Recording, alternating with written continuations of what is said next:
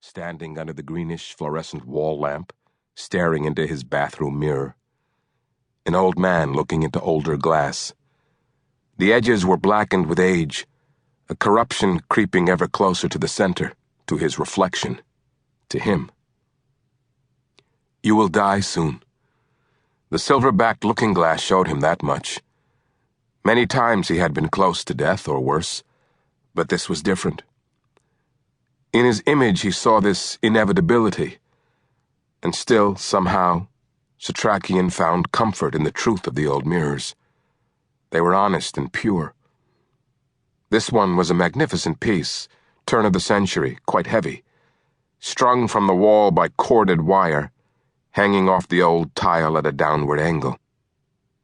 There were, hung from walls and standing on the floors and leaning against bookshelves, some 80 silver-backed mirrors arranged throughout his living quarters.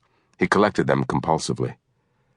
As people who have walked through a desert know the value of water, so Satrakian found it impossible to pass up the acquisition of a silver looking-glass, especially a smaller, portable one.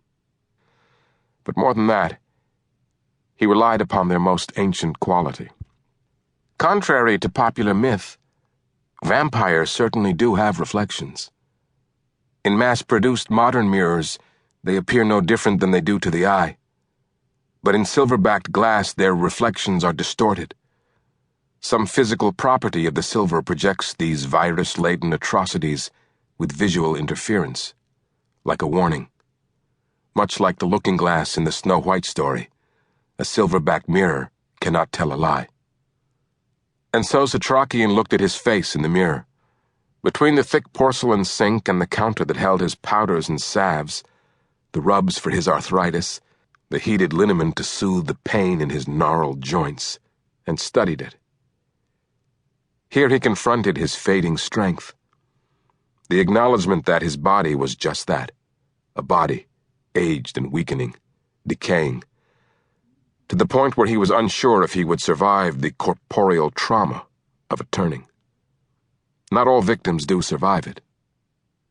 His face, its deep lines like a fingerprint, the thumb of time stamped firmly onto his visage. He had aged 20 additional years overnight. His eyes appeared small and dry, yellowed like ivory. His pallor was off, and his hair lay against his scalp like fine silver grass matted down by a recent storm. Pick, pick, pick. He heard death calling. He heard the cane. His heart. He looked at his twisted hands, molded by sheer will to fit and hold the handle of that silver cane sword, but able to do little else with any dexterity. The battle with the Master had weakened him greatly. The Master was stronger even than Satrakian had remembered or presumed. He had yet to process his theories spawned by the Master's survival in direct sunlight that weakened and marked him, but did not obliterate him. The virus-smashing ultraviolet ray should have cut through him like the power of 10,000 silver swords, and yet the terrible creature had withstood it and escaped. What is life, in the end, but a series of small victories and larger failures? But what else was there to do? Give up? Satrakian never gave up. Second-guessing was all he had at the moment. If only he had done this instead of that. If he could have somehow dynamited the building once he knew that the Master was inside. If F had allowed him to expire, rather than saving him at that last critical moment.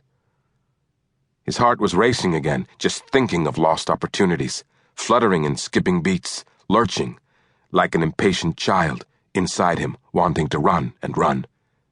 Pick, pick, pick. A low hum purred above the heartbeat. Satrakian knew it well. This was the prelude to oblivion, to waking up inside an emergency room, if there were any still operating. With a stiff finger, he fished a white pill out of his box. Nitroglycerin prevented angina by relaxing the vessels carrying blood to his heart, allowing them to dilate, increasing flow and oxygen supply.